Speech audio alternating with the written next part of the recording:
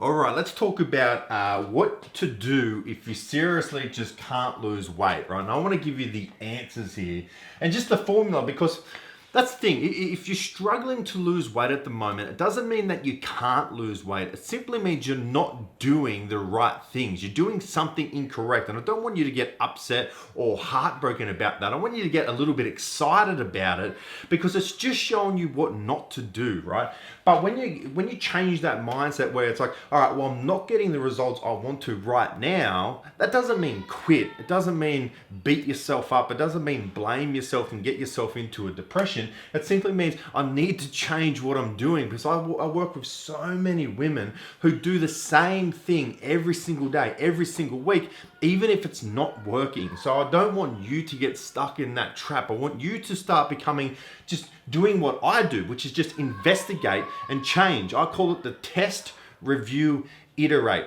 Test an approach, test a diet, review your results, and then iterate or change your approach based on those results. It's really that simple, right? Losing weight shouldn't be stagnant. It shouldn't be one size fits all. So here we go. Let's look at this little graph I drew up, and I apologize for the messiness of my writing. It's kind of hard just writing down here. So losing weight. So yes, if you are losing weight, you'll go and celebrate. Go run down the street naked. That's wonderful. But if you're watching this video, it's probably like, no, you're not losing weight. So therefore, you start off with the basics. And if you're watching my content, what are the basics of weight loss? Remember, there are two and only two laws of weight loss: a calorie deficit and hormonal balance. So ask yourself, number one, am I in a calorie deficit? If you don't know, bang, that's where you start. You have to know you're in a calorie deficit. That simply means eating less energy or calories than you are expending, because when you're doing that, it's simply like spending more money than you're saving. Eventually, your bank balance is going to be zero. So if you're expending more energy than you're eating, eventually your fat deposits are going to be zero, right? So that's where you start. So I won't get too deep into these little tidbits here, but I will do that in future videos. So I'll explain exactly how to know you're in a calorie deficit. But to know that, you need to know your total daily energy expenditure, right? Your TDEE, that simply states how many calories your metabolism is burning, and your daily caloric intake at the moment. So yes, let's say you do know you're in a calorie deficit. Then you move here to hormonal balance. Are you in hormonal balance? Once again, question mark. If you don't know the answer to that, right? If you don't know if you are in hormonal balance, or specifically with PCOS, which is a condition that causes hormonal imbalances, then it's most likely no, you're not going to be in hormonal balance. So when we're talking about hormonal balance though, what hormones are we talking about?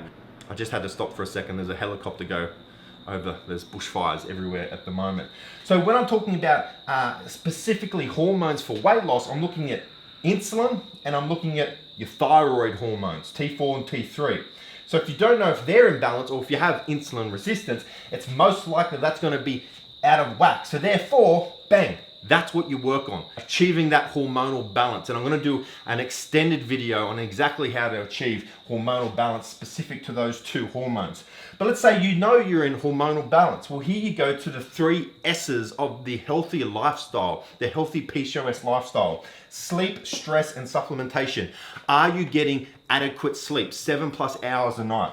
Are you managing your stress levels? And are you taking the correct supplements for your type of PCOS, right? Whether it's insulin resistance, inflammatory, adrenal PCOS, and also the supplements to help your metabolism, to help with energy, with trying to lose weight. And then if that's a big yes, you move here to actions. This is the last one I'll look at. So this is talking about progression.